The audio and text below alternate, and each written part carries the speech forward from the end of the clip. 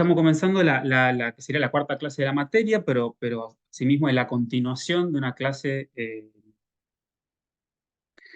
sobre el pensamiento de George Lukács, que teoría que la clase pasada pudimos recorrerla, introducirla, eh, a partir de sobre todo su contexto. Eh, ¿Cuáles fueron las cuestiones que recorrimos o hicimos, o donde pusimos el foco? Ante todo, bueno, en la cuestión del contexto de publicación.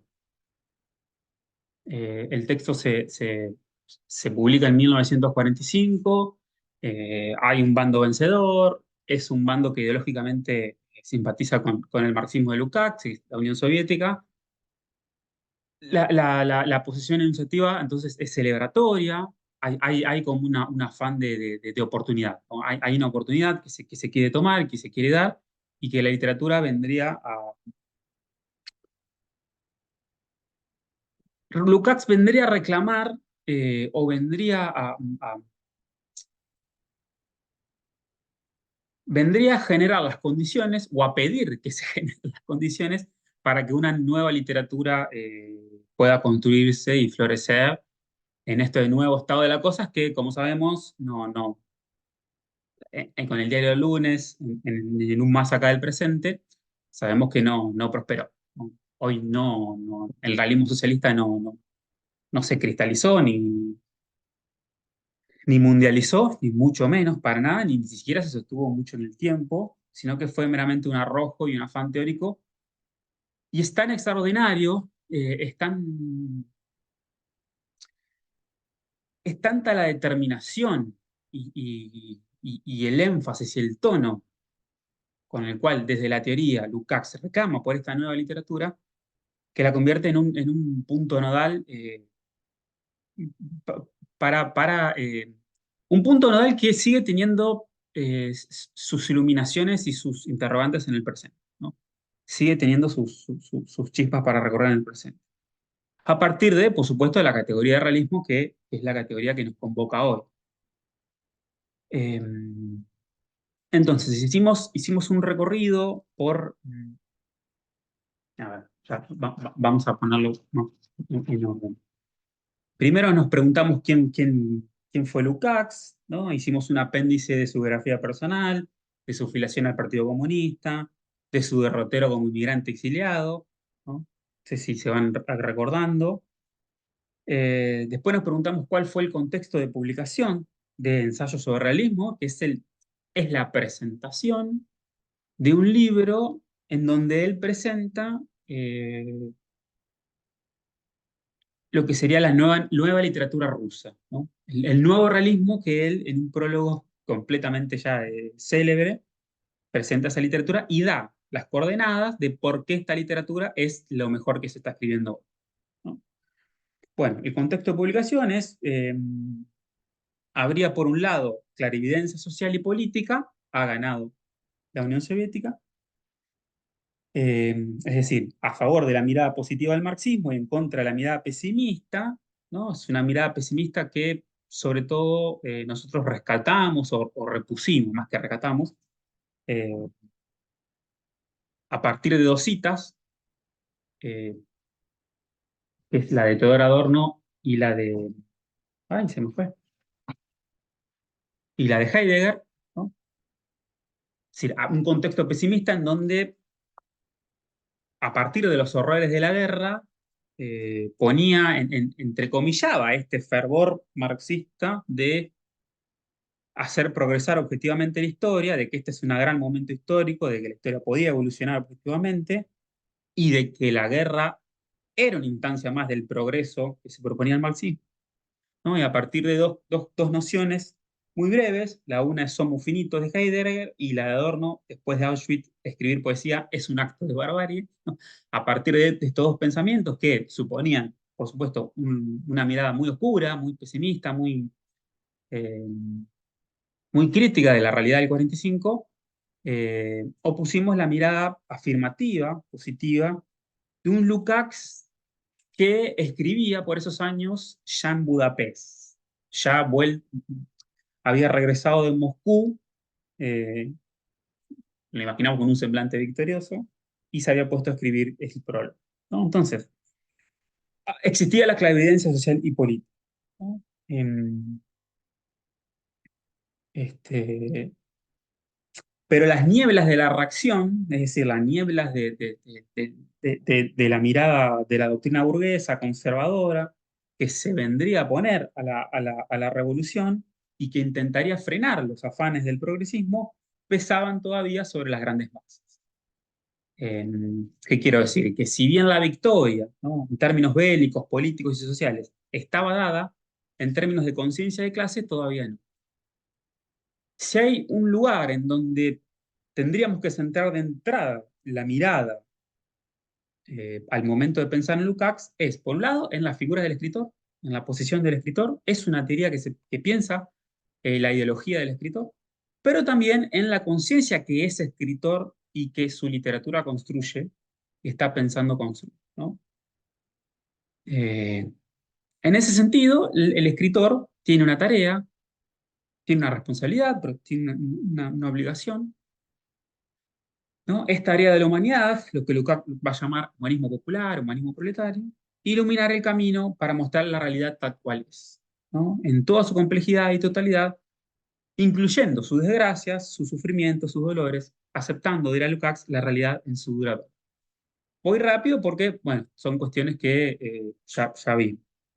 La idea es un poco hacer aterrizar las ideas que escribimos en la clase anterior.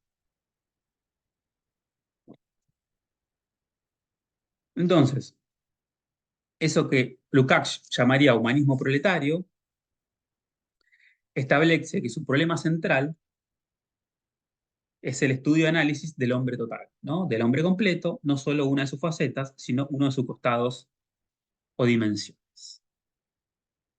Entonces, para Lukács, ¿no?, la visión burguesa, la visión clasista y parcial, no fragmentada, la concepción del mundo, es decir, la manera de verlo, sentirlo y experimentarlo de las masas, eh, estaría un poco sesgada por las doctrinas de la mirada burguesa, ¿no?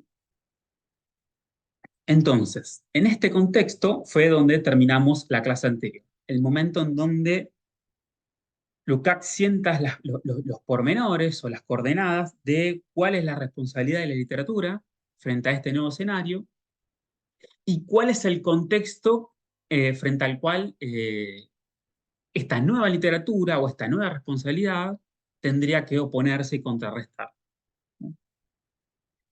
Eh, bien. Y llegamos, ¿no?, llegamos a delimitar el concepto de realismo. Porque, bueno, les leo Eggleton y, y con eso entramos a lo que sería lo nuevo de la clase, ¿no? Eggleton dice, en una sociedad donde lo general y lo particular, lo conceptual y lo sensible, lo social y lo individual, están cada vez más separados por la alienación del capitalismo, el gran escritor los reúne dialécticamente en una totalidad completa. Su ficción refleja entonces, de forma microscópica, la totalidad compleja de la sociedad. Al hacer esto, el arte superior lucha contra la alienación y la fragmentación de la sociedad capitalista, proyectando una imagen rica y multifacética en la totalidad de la vida. Lukács va a denominar a dicho arte el realismo. Entonces, la responsabilidad del hacer literario va a estar dada en el hacer realista. Entender qué es el realismo para Lukács es el propósito de esta clase. Para eso vamos a tener que hacer espero que breve, espero que somero, dependerá de ustedes y de las dudas que tengan, un recorrido por la historia del género, del concepto, sobre todo para entender, bueno, cuál es la singularidad teórica que plantea o cuál es la irrupción de la singular manera de inteligir y comprender y volver a acepción la palabra realismo en Lukács, ¿no? Porque si hay una palabra digamos, rica en complejidad, pero también rica en confusión o en ser, eh, puesta en uso a partir de diferentes acepciones es la categoría de realismo. Bien, entonces, bueno, marquemos ya de entrada la hipótesis de la clase, es decir, cuando lleguemos al final de la clase tenemos que haber resuelto esta hipótesis de lectura, que es: la literatura es un medio para la construcción del hombre total. Tal es la tarea, la responsabilidad social e histórica asignada al literato. Bien, entonces, para empezar la clase, para puntear como una especie de apéndice, me gustaría compartir un video. Es un pasaje de una película que no recuerdo si la recomendé en 2022 y si no lo hice, tirón de orejas para mí. Pero es una película muy del 2012, eh, dirigida por François Ozon, director francés, que se llama En la casa, o Dans la maison. La película narra las vicisitudes entre un profesor de literatura y un alumno. La escuela se llama Gustave Flaubert, que tiene, por supuesto, su sentido irónico, más que y su sentido irónico, cuando vean la película se van a dar cuenta. Eh, y bueno, la película empieza con una consigna. La consigna es narrar qué es lo que hicieron eh, el fin de semana. Una especie de mini relato biográfico de qué es lo que hicieron los fines de semana, a modo de presentación. Todos se entregan al otro día lo que hicieron el fin de semana y llega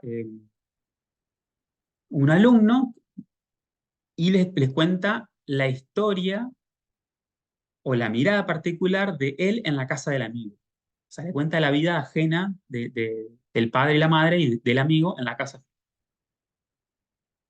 Lo genial de ese relato es que es completamente oscuro, pero también eh, extraño, al menos perturbador. Y eso despierta el interés del profesor.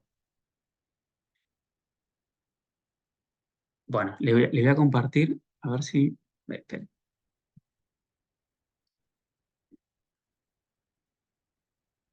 esperen,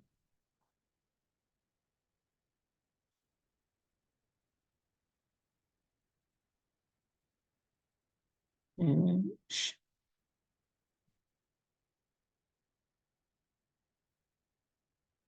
¿están viendo? ¿Se puede ver? Sí, sí, pero sí se ve. Bien. Ay, está el subtítulo. Ahí.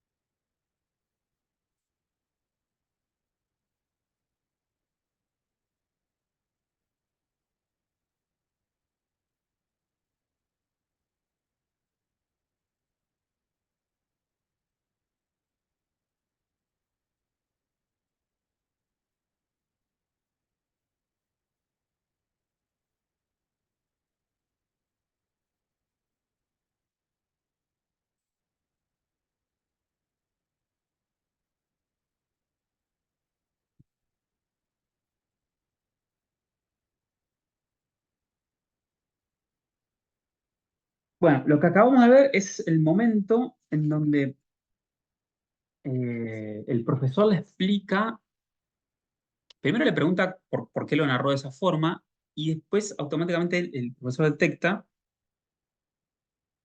que lo que estaba poniendo a funcionar sin mucha conciencia de sí en tanto escritor era una óptica realista. ¿Qué significa la óptica realista? ¿no? Y el profesor lo explica muy bien. Significa centrar la cámara sentar, perdón, los ojos como si fueran una cámara y que esos ojos puedan observar en tanto espectador todo lo que el ojo ve, ¿no? Entonces, la tarea del escritor sería, a priori, registrar lo que un ojo ve. Esta sería una concepción, un credo más bien literario, de raigambe clásico. Eh, entonces, tendríamos entonces dos diferentes formas de explicar qué es el realismo o de empezar a acercarnos a esta concepción. Ser realista supone, en primer lugar, dar una representación verdadera del mundo real, ¿no? Es decir, a partir de una imitación fidedigna, a partir de una confianza en que el ojo, primero, puede representar todo lo que ve y que todo aquello que ve es la totalidad de lo que está, del mundo, eh,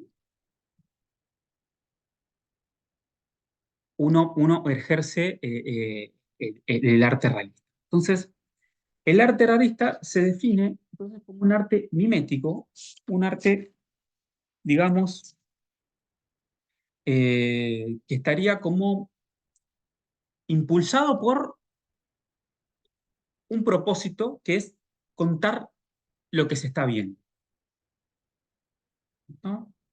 Entonces, si yo le daría una consigna, ¿no? Como si fuera el profesor, ser realista, ustedes tendrían que narrarme lo que pasó, ¿no? Podríamos resumir la frase en un apotegma, en un aforismo, que es ser realista, cuenta lo que pasó, ¿no?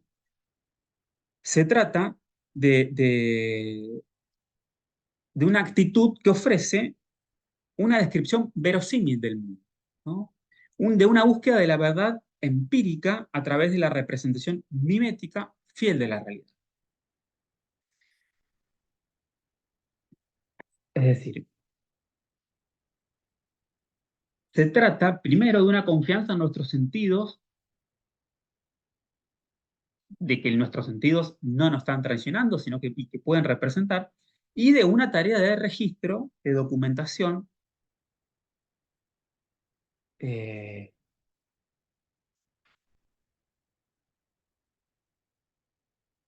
de lo que uno está viendo. Entonces, eh, a partir de esta acepción, se va a empezar a perfilar todo un género literario. Por supuesto que el realismo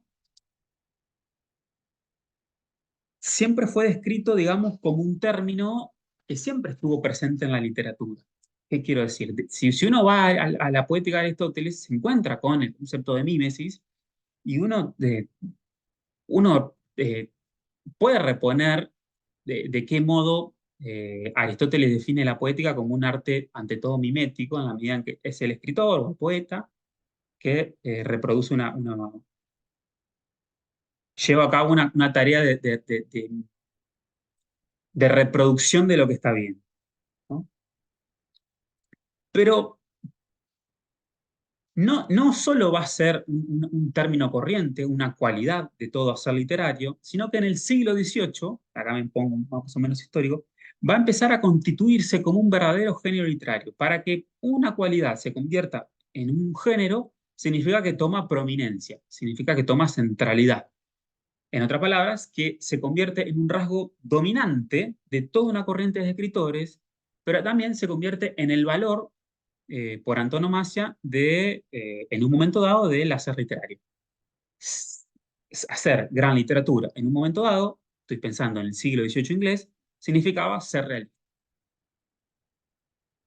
Entonces, eh, tenemos una primera definición de género del concepto de realismo, que es, primero, es, eh, es un término que se puede definir como una cualidad, como una predisposición, la predisposición a contar lo que uno ve a partir de los sentidos. Uno, en ese caso, se transforma en una actitud que puede ser humana y no necesariamente literaria, pero ya con la palabra realismo, ya estamos hablando de una corriente que empezaría muy fuertemente en Inglaterra a principios del siglo XVIII. A principios del siglo XVIII empieza toda una corriente del realismo, sobre todo centrada en una serie de rasgos muy puntuales. Dice, a partir del siglo XVIII surgiría en Inglaterra una forma literaria que significaría una profunda ruptura con la prosa narrativa anterior. La prosa narrativa anterior es, digamos, el romanticismo. El romanticismo, que no es que eh, no se trata de cambiar una cosa con la otra, es decir, empezarían a convivir, pero a partir del siglo XVIII, como respuesta a esa corriente que había dominado por entero la literatura europea del siglo XVI y XVII, dándole o centrando su preocupación en las pasiones bajas, en los calores y humores del cuerpo, de las pasiones humanas, eh, pero también en las pasiones altas del ser humano, cuando digo altas, digo en términos de clase, ¿no? El romanticismo, si hay algo que se centró fue en los amores de la aristocracia. Eh, Vayan a cualquier novela de época. En el siglo XVIII llega un tipo de hacer literario, un tipo de literatura que viene a entrar en ruptura con este movimiento, ¿no? Entonces, podríamos describir rápidamente el realismo inglés como un rechazo a los grandes argumentos tradicionales. Cuando llamamos grandes argumentos tradicionales, piensen sobre todo en la épica eh, y en la tragedia. Piensen en esas gestas heroicas que están protagonizadas por grandes hombres, por seres extraordinarios, ¿no? Es un realismo que va a estar sobre todo protagonizado por hombres comunes de la vida corriente, ¿no? El rasgo más distintivo y que más urticaria le va a generar a Lukács es que el realismo prominente, es promedial. ¿Qué significa que es promedial? Que se aboca al hombre promedio. Eh, Dice, a diferencia de lo que llamamos epopeya y la tragedia, ¿no? A diferencia del gran romanticismo que se va a dedicar a la vida, a los hombres aristocráticos, el realismo, en sentido inglés, se va a dedicar a los hombres comunes de la vida corriente a partir de un estilo llano, un estilo transparente, un estilo que va a estar muy empantanado, muy emparentado o va a coquetear muchísimo con el registro incipiente del periodismo. Esto lo describe muy bien Fabio Espósito en la medida en que el género periodístico va a atraer un nuevo público, ¿no? Las masas empiezan a alfabetizarse y a medida que van leyendo, hay nuevos intereses en los grupos de lectores y esos nuevos intereses no se condicen con los grandes dramas romanticistas, pero tampoco los grandes dramas de la epopeya de la tragedia. Es decir, no había una literatura que podía generar sintonizar con el día a día del hombre de a pie. Entonces, a partir de una prosa transparente, llana, se va a perseguir un afán de autenticidad. Este es el rasgo más característico del realismo inglés. Una prosa que no va a querer de ningún modo complejizarse, de ningún modo estetizarse, eh, por supuesto que como contrapunto o como respuesta directa a la gran prosa estetizada del clasicismo, digo, el romanticismo clasicista que, por un lado, se preocupaba por los seres de alta curnia, se preocupaba de construir una prosa que coqueteara con la poesía, con el buen decir, ¿no? Con la lengua en términos de las bellas letras. Bien, entonces el ejemplo acá me remito a Fabio Espósito, yo digo Fabio, siempre me imagino, sí, Fabio Espósito, profesor de La Plata. Todo lo que estoy diciendo está dentro de la entrada de realismos que muy bien escribe para el diccionario de conceptos de la teoría Fabio Espósito, que es un profesor de La Plata.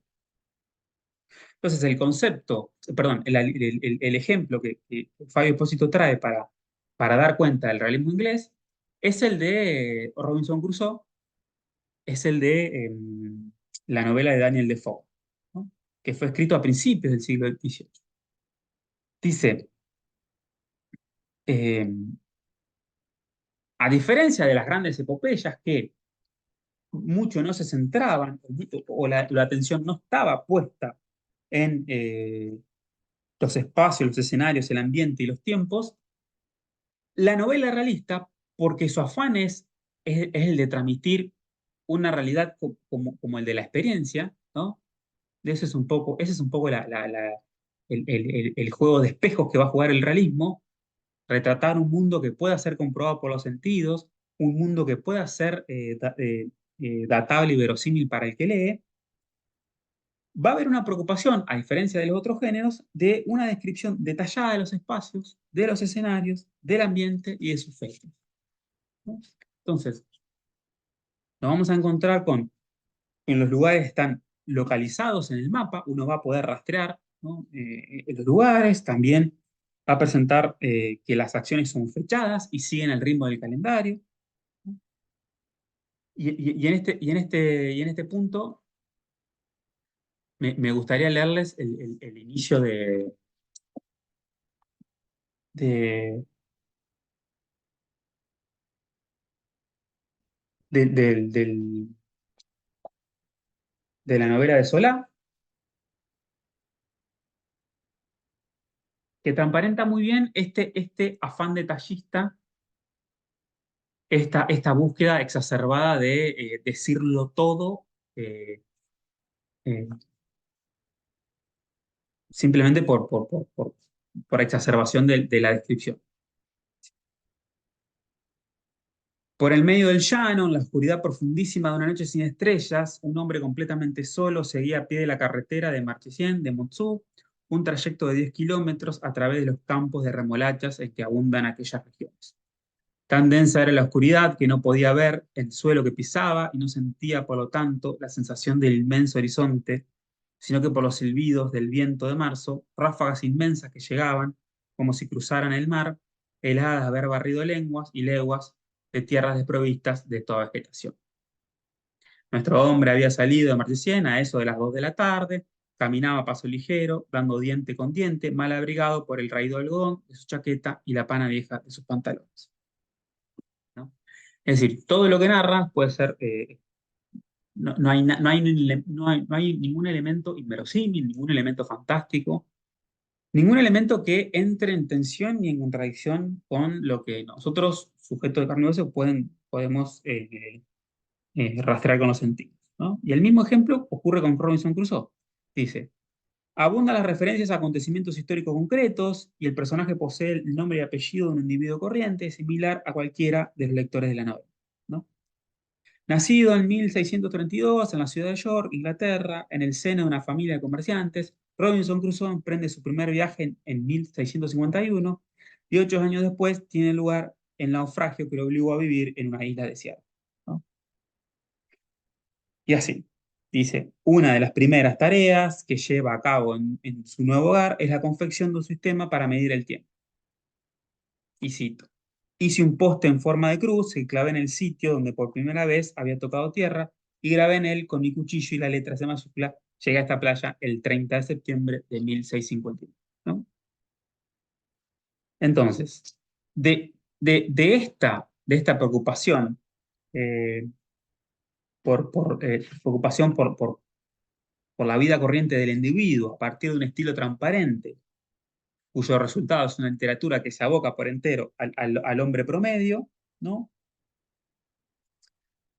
Van a surgir ya en Francia, un siglo después, eh, el realismo que va a generar más, donde, el realismo que más Lukács va a cargar las tintas contra ese tipo de realismo, ¿no?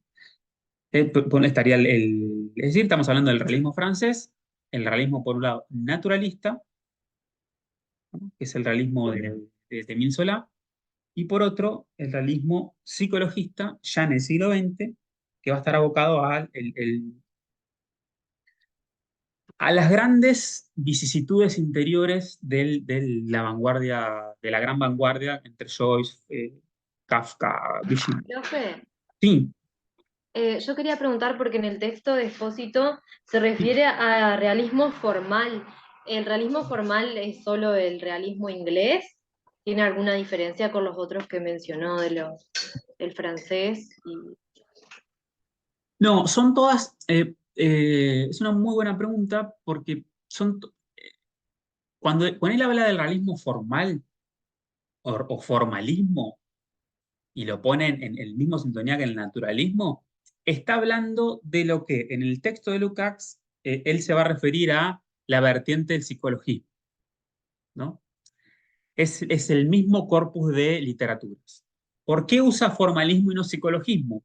Porque Fabio Pósito está pensando en un texto que se llama Narrar o Describir, de 1936, es decir, es un texto escrito 9 años antes que el texto que ustedes leyeron y que está incluido en una antología posterior de 1960 que se llama El problema del realismo.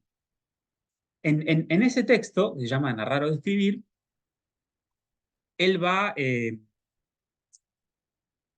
a plantear va a plantear exactamente las mismas coordenadas que va a plantear 10 años después, pero de forma mucho más exhaustiva, ¿no? Por un lado, se va a centrar en el uso de la descripción,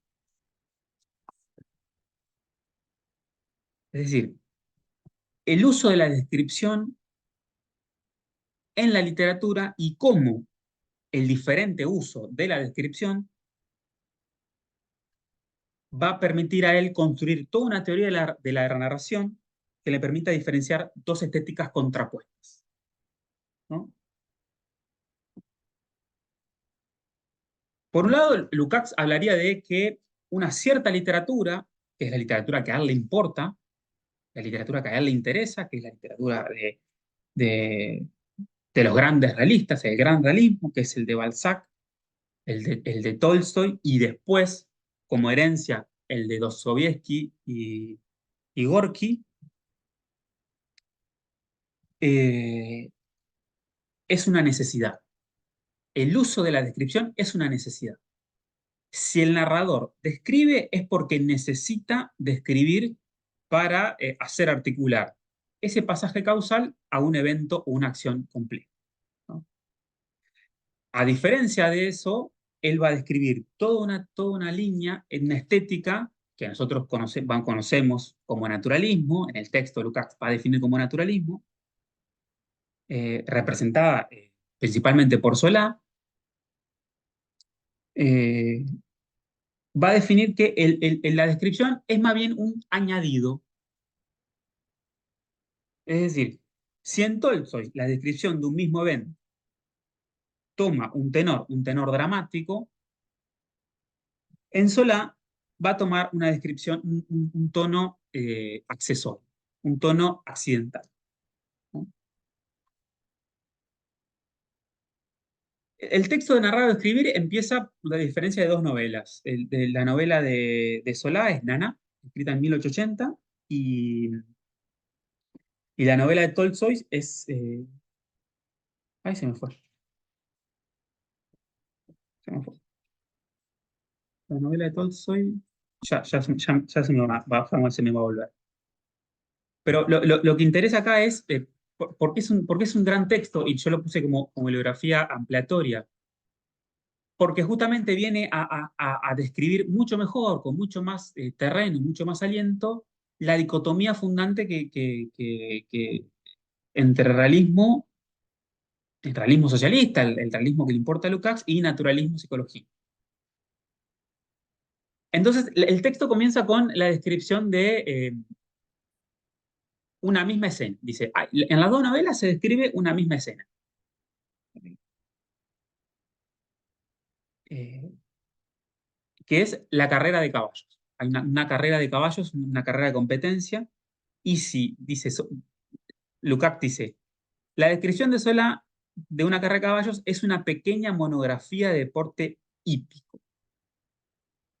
Dice, las carreras, dicen, aquí son un cuadro y están escritas desde el punto de vista del espectador, no del narrador. Es decir, eh, la descripción en Solá es causal, es fortuita, es accidental y no tiene el carácter de necesidad. Sí, les leo, les leo. Creo que lo tengo, a ver, acá. Dice.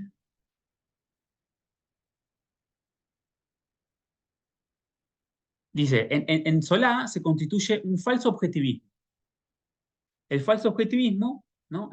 Estaría dado por un afán de construir una determinada materia a partir de lo que él llamaría una unidad objetiva. Es decir, esto consiste en presentar todos los elementos objetivos importantes de la materia eh, a partir de una serie de cuadros, de estados, de naturalezas muertas, que solo se relacionan uno con otros sin ninguna causalidad, ¿no? Eh, una, propiciando una relación